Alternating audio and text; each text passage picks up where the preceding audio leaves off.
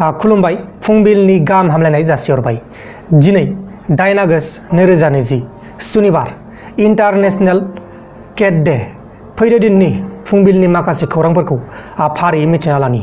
गिबियावनो नोंथांमोननिसिम रोजा रोजा साबायखर बावहरनाय जाबाय आंनि गोसो गोरबोनिफ्राय। नोंथांमोननि अननायावनो दिनै आङो 1 लाख साबस्क्राइबार मोननो हाबाय। गासिबो नोंथांमोननि अननाय आरो सिबिनायनि थाखाय बे गासिबो जाजोबदों। दा बेनिखायनो नोंथांमोनखौ आङो आंनि गोसो गोरबोनिफ्राय रोजा रोजा साबायखर जासिहरनाय जाबाय।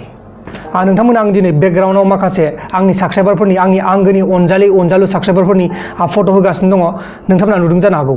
मैयाहाय आङो बेलासिनि खौराङाव बुंदोंमोन जाय बिथांमोना बे बेकग्राउन्डआव गाव गावनि फट'खौ होजानो लुगैयो बिथांमोना बे हरनो हागोन होननानै आङो बुंदोंमोन। मैयाहाय गासै 500निबो बांसिन सुबुंफोरा आंनो वाट्सएपआव फट' हरदों। दा बेखौनो आङो माखासे फट'फोरखौ लगायनानै होगासिनो दङ। गासिबो फट'खौ मोनसे भिडिअ'आवनो लगायनाया गोरलै नङा। दा बेनिखायनो लासै लासै गासिबो साबस्क्राइबारनि फट'खौ आङो लगायनानै होगोन। दानिया फैदो जेबो गोबाव खालामालासिनो जागायजेनसोदो दिननि बे माखासे खौरांफोरखौ। गिबि खौराङा जाबाय बाक्सा जिल्लानि हावलि ओनसोलनि सिमलाजार गामिनि अरन बर'आ PhD उथ्रिसारनो हाबाय। नैबे नुबाय थानायानो जाहैबाय अरन बर'।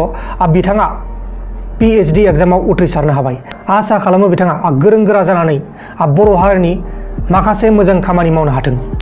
लोगोसे जोंनि बे BTC आव इलेक्शननि मुङाव धोरोमखौ लानानै नांलाय खमलाय खालामगासिनो दं होननानै बाक्सा जिल्लानि नन्देस्वर नार्जारिया आंनो फोरमायहरदों। जोंनि बे BTCनि इलेक्शनाव धोरोमखौ लानानै जेबो मुलाम्फा गैया। थां आरो थांनानै थानो हो।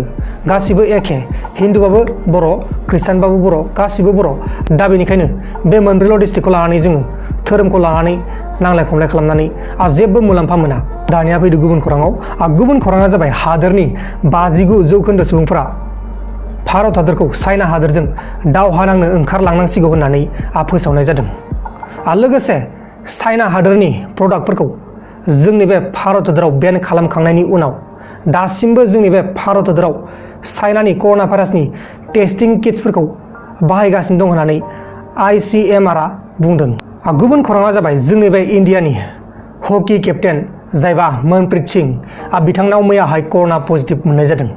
नोंथांमोना गोसोआव लाखिबानो जाबाय एग्जामाव फैनो हागौ बे हकि केप्टेना सोर होननानै। मनप्रीत सिं लोगोफोर गोसोआव लाखिबानो जाबाय। दानिया फैदो गुबुन खौराङाव।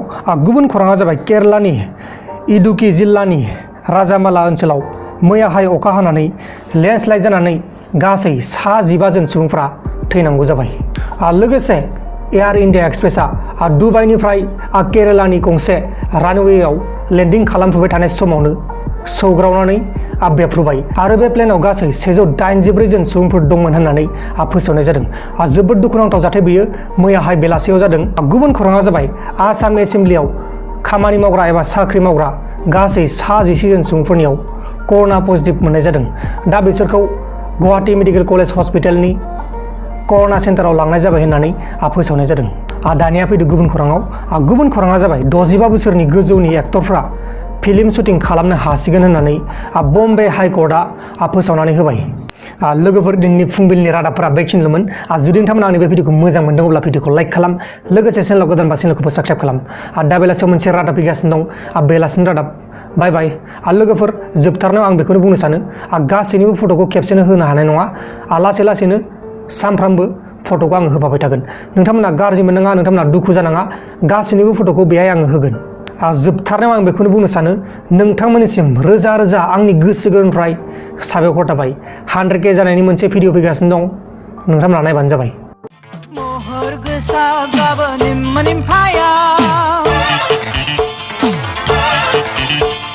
महर गोसाब्लाबो निम्फाया आंखौ नोंनो लाङा लाङा लाङा लाङा आंखौ नोंनो लाङा